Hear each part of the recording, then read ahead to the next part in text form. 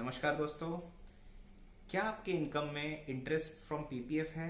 क्या आपके इनकम में interest on savings bank account या फिक्स डिपॉजिट, टर्म डिपॉजिट है? क्या इस सब इंटरेस्ट को एग्रीगेट टर्नओवर के अंडर आपको रजिस्ट्रेशन की 20 लाख की लिमिट के लिए कंसिडर करना चाहिए या नहीं करना चाहिए? ये जानने के लिए आज का एपिसोड देखिए हमारे साथ। मैं हूं आपका होस्ट गिरीश कुलकर्णी। आप सभी का स्वागत करता हूं हमारे channel easy GST for you में। आज हम एक एडवांस रूलिंग प्रोनाउंसमेंट के डिसीजन के रिगार्डिंग जीएसटी के कुछ प्रिंसिपल्स डिस्कस करेंगे, और वो है एग्रीगेट टर्नओवर ऑफ 20 lakhs जो रजिस्ट्रेशन की लिमिट है, थ्रेशोल्ड है, उसके लिए जो कंसिडर किया जाता है वो। दोस्तों, recently Gujarat advance ruling authorities ने एक प्रोनाउंसमेंट की हुई है in case of Shri Sawai Mohanlal Rathi के केस में, जहां पे क्वेश्चन टैक्स पेयर ने पूछा था कि क्या उसे रजिस्ट्रेशन लेना जरूरी है। उसके इनकम के जो पार्ट्स उसने बताए थे उसमें 3-4 पार्ट्स थे। एक जो इंपॉर्टेंट पार्ट था, करीब करीब 9.5-10 लाख का जो इनकम था, वो उनको rent out of a property, commercial property से आता था। तो उसमें तो उनको क्लैरिटी थी कि वो टैक्सेबल सप्लाई है और वो एग्रीगेट टर्नओवर में कंसिडर किया जाएगा 20 लाख की लिमिट कैलकुलेट करने के लिए। लेकिन उनके इनकम में कुछ और भी पोर्शंस थे, तो उनको वो क्लैरिटी चाहिए थी एडवांस रूलिंग अथॉरिटी से कि क्या उन अलग जो 2-3 पोर्शंस है उनको भी एग्रीगेट टर्नओवर में कंसिडर किया जाए या नहीं जाए।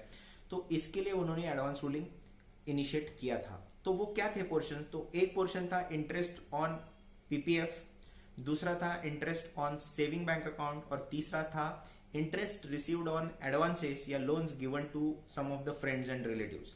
तो इन 3 क्वेश्चंस पे उन्होंने क्लैरिटी मांगी थी, और जिसके चलते एडवांस रूलिंग अथॉरिटीज ने एक स्टैंड लिया हुआ है। तो आज के वीडियो में हम लोग डिस्कस करेंगे वो स्टैंड क्या था, उसके पीछे क्या थॉट प्रोसेस थी, और ये जो प्रोनाउंसमेंट है वो कौन से लेवल तक करेक्ट है या यहाँ पे कुछ गलत भी है, उसके बारे में हम लोग आज डिटेल में डिस्कशन करेंगे।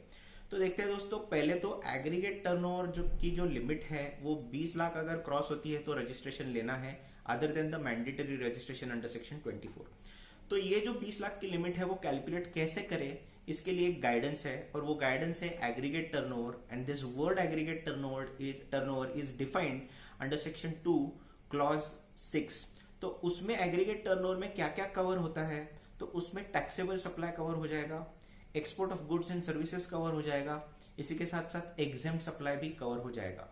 ऐसे 3 कंपोनेंट्स इसमें आ जाएंगे। इसमें कोई भी ऐसा टैक्स है जो टैक्स पेयर रिवर्स चार्ज के अंडर पे करता है तो उसको कंसिडर करने की जरूरत नहीं है, ऐसे एग्रीगेट टर्नओवर की डेफिनेशन कहती है। लेकिन उसमें एक जो वर्ड है एग्जेम्प्ट सप्लाई, इसको अलग से सेक्शन 247 में डिफाइन किया गया है। तो उसमें एग्जेम्प्ट सप्लाई में 3 कैटेगरीज और कवर होती है, जिसमें ऐसे कि जो गुड्स या services chargeable at nil rate of tax वो कवर हो जाएंगे, जिसको हम लोग नील रेटेड बोलेंगे। ऐसे जो है कि एग्जेम्पशन नोटिफिकेशन जो है उसके अंडर एग्जेम्प्टेड है गुड्स या सर्विसेज, तो वो कवर हो जाएंगे, वो एग्जेम्पशन नोटिफिकेशन के अंडर वाले आइटम्स हो गए।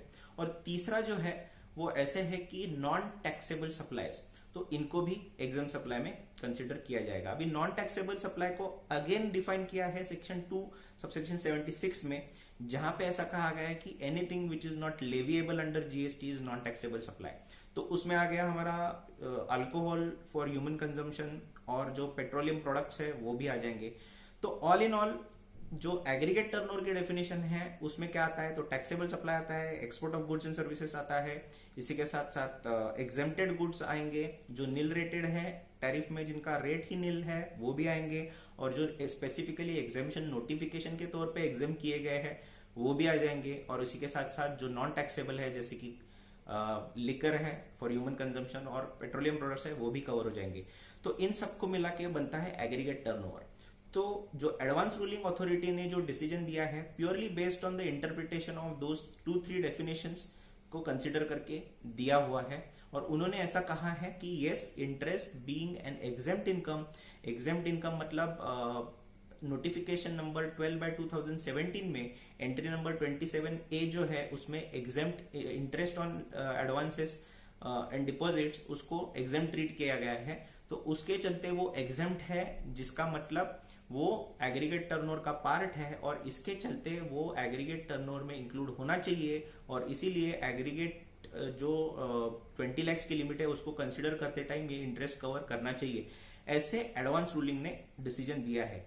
अब दोस्तों हम लोग असेस करेंगे कि ये सब कितना ठीक है और ये whether that decision is appropriate, because हमने हम पास्ट में भी देखा था कि कई बार एडवांस रूलिंग अथॉरिटीज के डिसीजंस में proper appreciation of all the facts, all the precedents was not considered and उसके चलते हुए कई बार the department has to intervene and issue circulars to further clarify the issues, because ये एक decision बाहर आता है बट इसकी चर्चा होती है पूरे इंडस्ट्री में और इसके चलते काफी कंफ्यूजन क्रिएट होता है in the minds of the tax payer, क्योंकि if you see there are so many people who are actually not performing any business activity, की जैसे ये केस में भी एडवांस रूलिंग के केस में ये जो पर्सन था जिन्होंने ये क्वेश्चन पूछा था अथॉरिटीज को, उसका भी कोई बिजनेस एक्टिविटी नहीं है, only these 3 incomes were the main incomes of this particular assessee, और उसको कहा गया है कि नहीं आपको लेना है।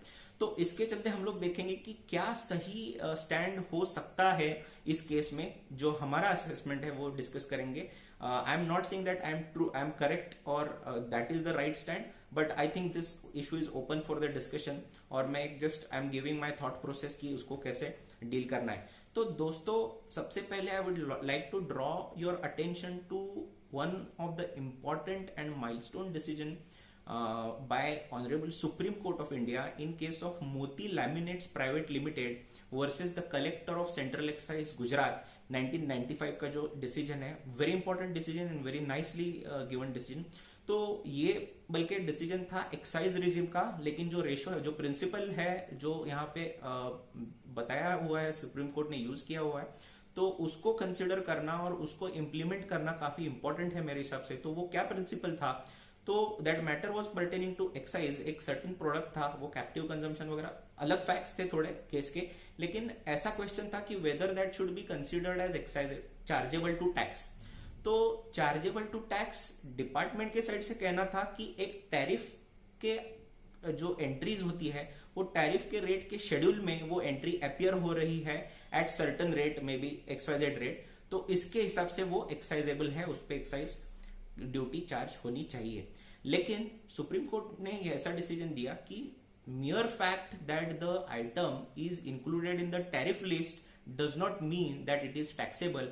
For item to be taxable or non-taxable under any law, we have to go to the charging section, और charging section इस पे क्या कहता है, और according to the charging section whether it is taxable, that is the test one has to perform while deciding the fact that कि taxable है या नहीं है, या chargeable under law है या नहीं है। तो यहाँ पे भी similar principle हम लोग यूज करते हैं। तो section 7 deals with the, it's mainly if you see कि यहाँ पे स्कोप ऑफ सप्लाई बताया गया है, और सप्लाई के स्कोप में जो मेन कैरेक्टरिस्टिक्स है ऑफ एनी सप्लाई, तो उसमें कहा गया था कि अलग अलग फॉर्म्स दिए गए हैं, जैसे सेल है, एक्सचेंज है, बार्टर है, लीज है, रेंटल है, डिस्पोजल है, तो ये सब 8-9 फॉर्म्स है, और anything similar to those forms, because the definition is inclusive, so there may be some other forms. अगर वो इन कोर्स और फर्दरेंस ऑफ बिजनेस के केस में होते हैं तो ही उसको सप्लाई ट्रीट करना चाहिए, of course for a consideration. तो if we go to the definition of business, तो सेक्शन 2 में उसको भी डिफाइन किया गया है। तो अगर बिजनेस की हम लोग डेफिनेशन देखते हैं, तो बिजनेस की डेफिनेशन में सेक्शन 217 में उसको ABCDEFGHI 9 बिट्स में उसको डिफाइन किया गया है। Obviously it is also inclusive definition, but उसको जो 9 बिट्स है वो 9 बिट्स में weather it is getting covered, ये देखना वेरी इंपॉर्टेंट है। तो इंटरेस्ट इनकम हो, चाहे वो सेविंग्स का हो, फिक्स डिपॉजिट्स का हो, पीपीएफ का हो, कोई भी हो, मियर फैक्ट दैट कि एग्जेम्पशन के एक एंट्री में उसका इंक्लूजन है तो वो सप्लाई हुआ और वो टैक्सेबल हुआ, ये कहना मेरे हिसाब से गलत है। उसके लिए हमको टेस्ट करनी पड़ेगी with respect to whether it fits into the definition of supply, and for that we have to go to the definition of business, whether it is in the course और फर्दरेंस ऑफ बिजनेस, ये हमको देखना जरूरी है। तो मेरे हिसाब से कोई भी 9 बिट्स में, because I cannot discuss all the 9 bits in this limited time video. It's a lengthy topic business, क्योंकि mere business ये word पे काफी सारे litigations GST में years to come में आने वाले हैं definitely. The way it is defined, definitely it is going to happen. तो उसके चलते मेरे हिसाब से ये सारे जो है वो आ भी सकते हैं बिजनेस के केस में, नहीं भी आ सकते इंटरेस्ट। फॉर एग्जाम्पल मैं देता हूं कि अगर कोई लीगल एंटिटी है और वो लीगल एंटिटी प्रॉफिट अर्न करती है and from that profit as an appropriation of that profit one term deposit is kept at business at any bank, और उस पर इंटरेस्ट इनकम अर्न हो रहा है and then again that interest is earn for the business purpose, तो I think that may be treated as in the course और furtherance of business. But ये कहां पे डिफिकल्ट होता है कि एक प्रोप्राइटर है जो उसके प्राइवेट फंड्स और बिजनेस फंड्स में ज्यादातर के इट इज सिमिलर ही होता है, अलग डिमार्केशन करना बहुत डिफिकल्ट होता है। तो वहां पे देयर इज अ क्वेश्चन कि उसको हम लोग कैसे दिखाते हैं, कैसे डिस्प्ले करते हैं, उसको क्या अलग से हम लोग प्राइवेट असेट्स और उसके जो इन्वेस्टमेंट्स है उसको मेंटेन कर रहे हैं या बिजनेस के साथ दिखा रहे हैं, ये सब फैक्टर्स उसमें आएंगे और उसमें डिसीजन लेना और भी डिफिकल्ट होगा। But the test is to check whether the income is earned in the course और फर्दरेंस ऑफ बिजनेस। अगर उस क्वेश्चन का आंसर यस है तो ही उसको सप्लाई ट्रीट किया जाएगा, और सप्लाई है एंड एग्जेम्प्ट है इसके लिए वो एग्रीगेट टर्नओवर में आएगा, अदरवाइज वो अलग बाकी केसेस में वो नहीं आएगा। तो मियरली बिकॉज उसको एग्जेम्पशन के शेड्यूल में है तो उसको ट्रीट करना मेरे हिसाब से तो गलत है।